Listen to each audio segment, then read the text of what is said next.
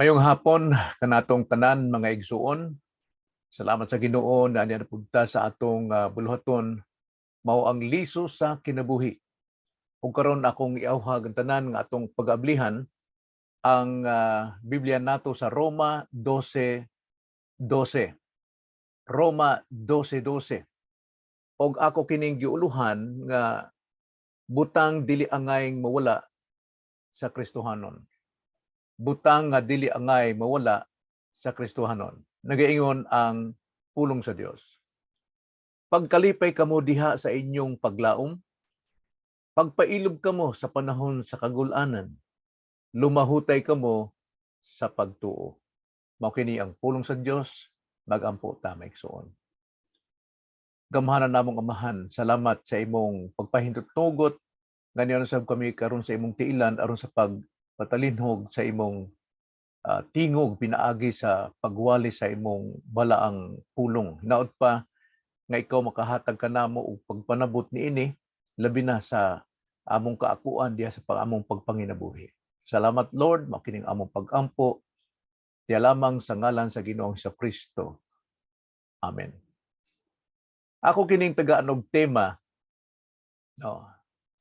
pag-awhag sa butang nga dili angay mawala sa Kristohanon.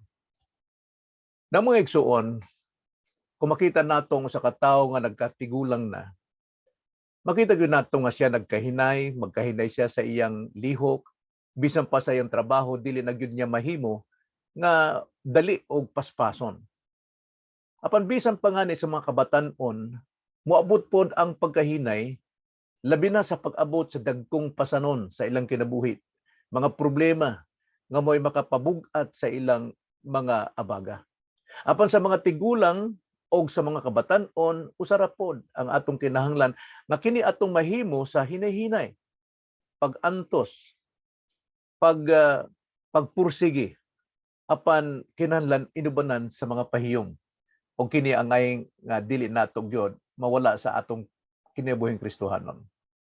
Na kining Roma 12, usa ni kapanawag ni Apostol Pablo sa tanang mga Kristohanon, mga ordinaryong Kristohanon o mga alagad nga Kristohanon. Nga niining bersikulo o kapitulo 12, daghang mga pag-awhag si Pablo aron nga kita sa atong pagpangalagad sa Ginoo, dili gyud kita mga pukan pag-abot sa mga kabugaton sa kinabuhi. Sumala dinhi sa Roma 12, tungod sa dakong grasya sa Ginoo, si Pablo nag-awhag nga atong isakripisyo, atong ihalad ang atong kinabuhi, ang atong lawas nga buhi, nga siyang angay nga atong pagpangalagad o pagsimba kaniya. Apan ato kining buhaton pinaagi sa sukod sa pagtuo nga gihatag kanato sa Dios.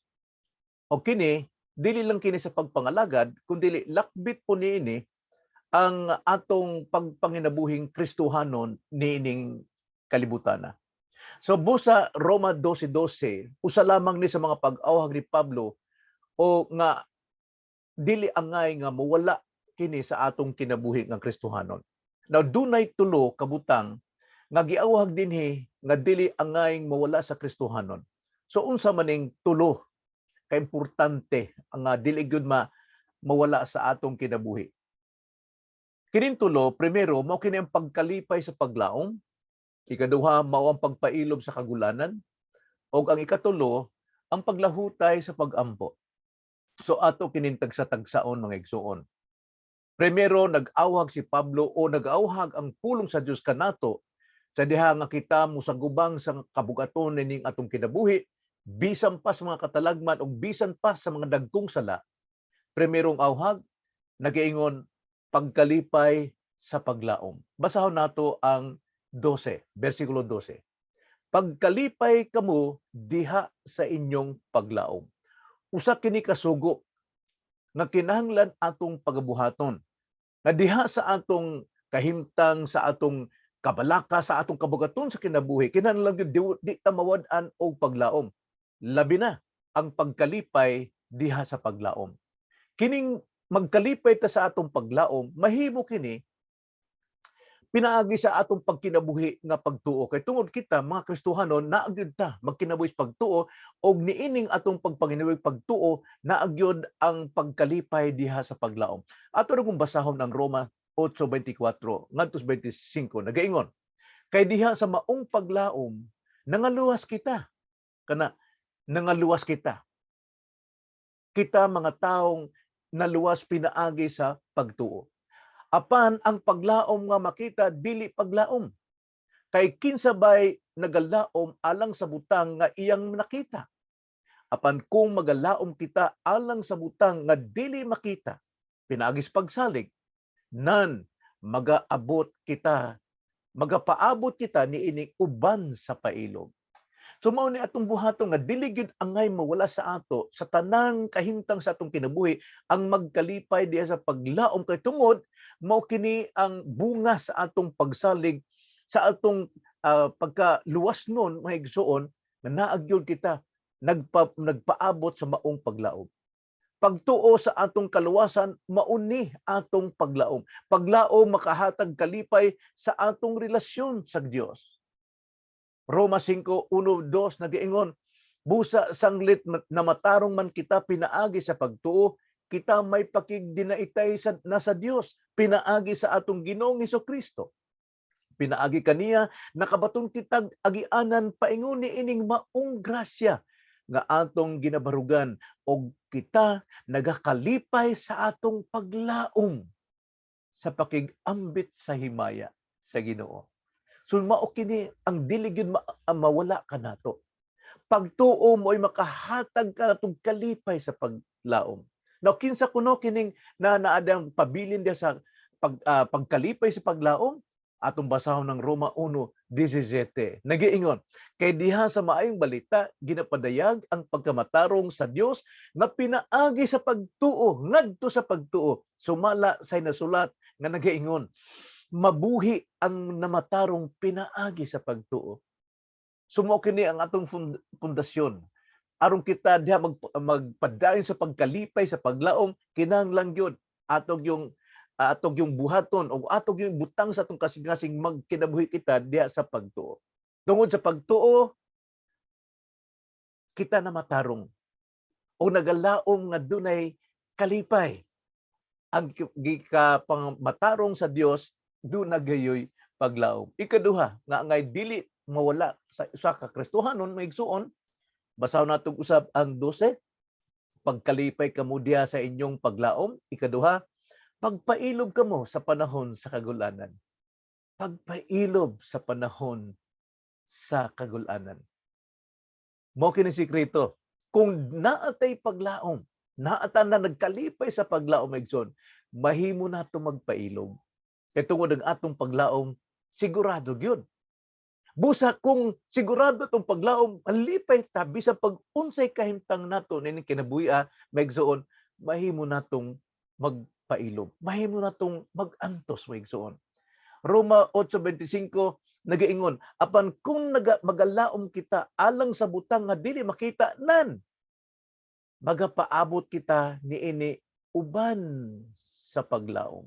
So pailob maoy makawagtang sa atong pagreklamo nining kinabuhi nato. Daghantang mga suliranon, daghantang mga problema, kada adlaw kada minuto naay atong problema kabugaton.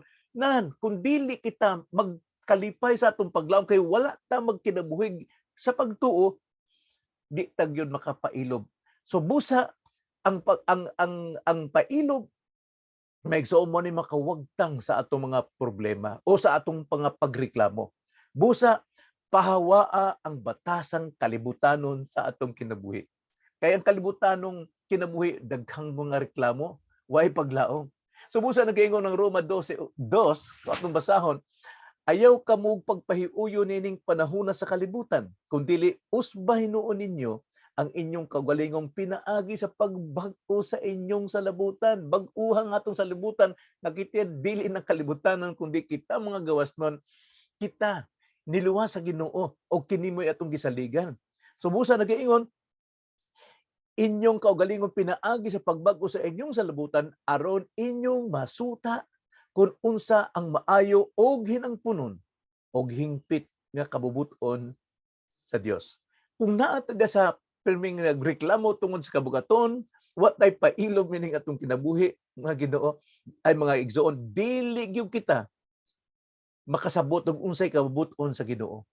So pailob maoy naglantaw sa mahimayaong paglaom nato. Sumala sa atong gibasa sa Romans 8:18, giisip ko nga ang mga pag-antos ni ining panahona karon dili takos ikagtandi sa himaya nga igapadayag raon niya kanato.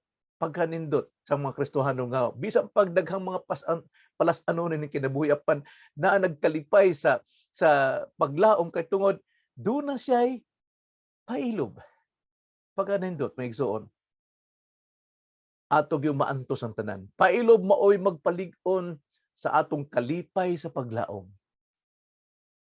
Busa ihalad ang atong kaugalingon ingon nga halad nga buhi ngadto sa atong Dios. Buhi buot pasabot abli ang atong pangunahuna nga tinuod ning atong gisagubang apan tinuod ang atong grasya nga dadawat nga mo'y maka daog sa tanang mga kabug-aton nga atong gisagubang. So nakita nato may igsoon, primero nga awhag sa pulong sa Dios pinaagi kang Pablo pagkalipay sa paglaom. Ikaduha, pagpailob sa kagulanan. Apan kining duha kun dili nato buhaton ang ikatulo, may igsoon asa kutob ang atong pailob, asa kutob ang atong kalipay sa paglaom. Kinahanglan kining tulo, ikatulo mo'y atong pagabuhaton. Unsang awhag? Paglahutay sa pagampo. Mao ni may igsoon. Atong basahon ang 12 again. Pagkalipay kamo diha sa inyong paglaom, pagpailob kamo sa panahon sa kagulanan, lumahutay kamo sa pagampo. Ang but pasabot lumahutay may igsoon ko atong basahon ang 1 Thessalonians chapter 5 verse 17 nagaingon, pagampo kamo sa walay paghunong. Dili but pasabot may igsoon nga sukat sa imong pagmata sa buntag sige nagkutib imong baba sa pagampo. Dili. Kung dili naagyo ka diha sa realm, naa ka diha sa kalibutan sa pagampo nga bisan og unsa imong gibuhat ang imong kasing-kasing tuag gyud nagtuaw permi sa Dios. Naag gyud naghandom sa Dios, nakipag-istorya sa Dios pinaagi sa atong kasing-kasing. Ampo mga igsoon. Kining atong kahimtang nga kita naa magkalipay sa atong paglaom ug nya kita magpailob gyud mahimong mailubon sa atong kagul-anan, kinahanglan mo ampo ta. Magdepende ta sa atong pagampo, magdepende ta sa Dios.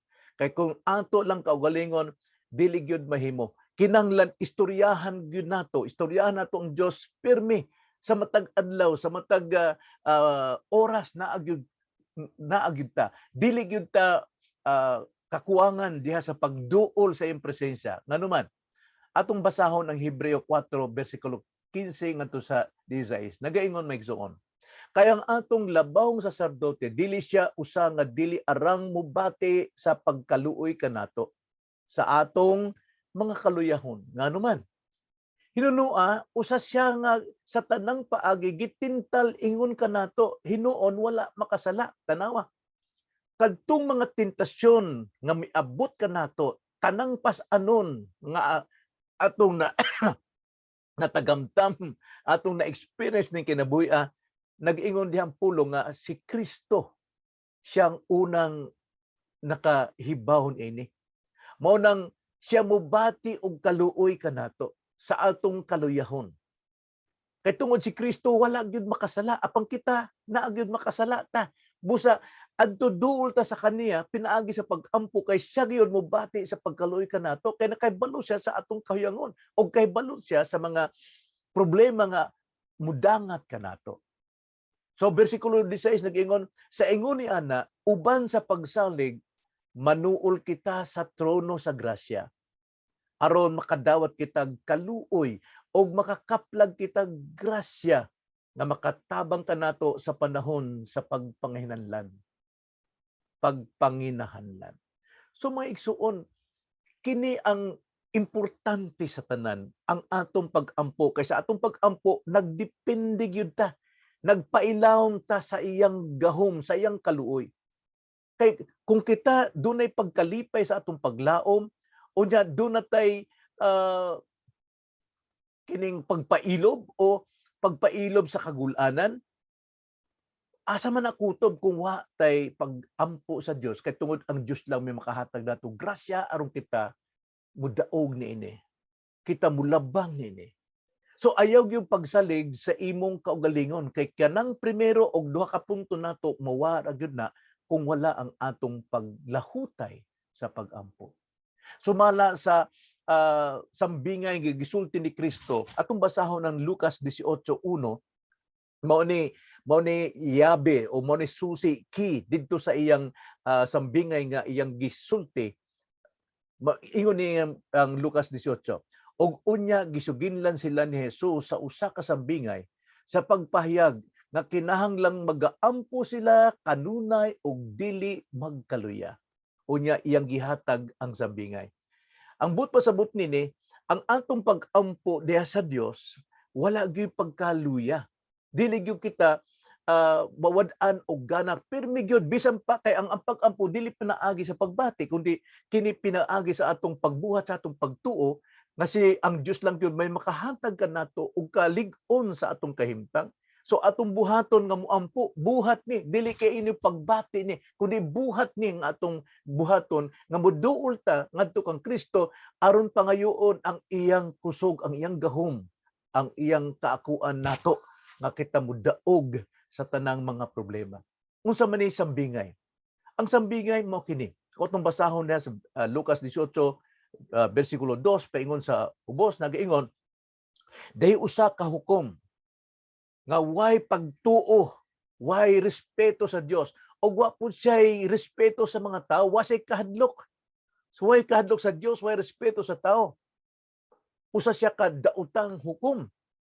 Unya do na po'y usa ka balo, no? Usa ka bao nga miduol kaniya nangayo og katarungan bahin sa iyang kontra, sa iyang kaaway katungod siya na-under gyud siya sa maong iyang kaaway. So busa nangayo sa katarungan adlaw-adlaw. Nag-ingon na adlaw-adlaw. Kung hain galitong hukom to nagkaong sa restaurant, tuwa po itong babae nga. Pag-abli sa bintana sa iyang balay, naagyod ang atubang ang babae nga wag yun siya mo nigar, wag yun siya mo undang sa pagpangayo diha sa iyang katarungan. So busa miingon kining daotang hukom nga, ako wa ko'y pag tahod sa Dios, wa ko'y kadlok ang mga tao. Apan tungod nining bayhanak, kapuyan ako kayo nga balik-balik sing pakita nako, ako nang ihatag kaniya ang iyang katarungan. So gihatag. Mingon pong Ginoo, kun kanang daotang hukom, mihatag ni adtong usa ka balo katungod wala gyud mo undang sa pagpangayo, labi na ang Dios nga maayo. Dili daotan ng Dios, dili kinahanglan nga atong kapuyo ng Ginoo, kundi ang Ginoo gyud naagi ang grasya nga mohatag sa diha nga paglahutay sa pag-ampo.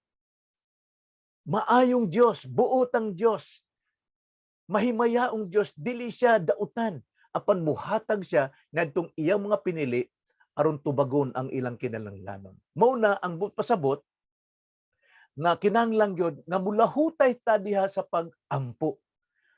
Ayaw ka kakuhaig kusog diha sa imong sulod sa pagduol sa pag-ampo.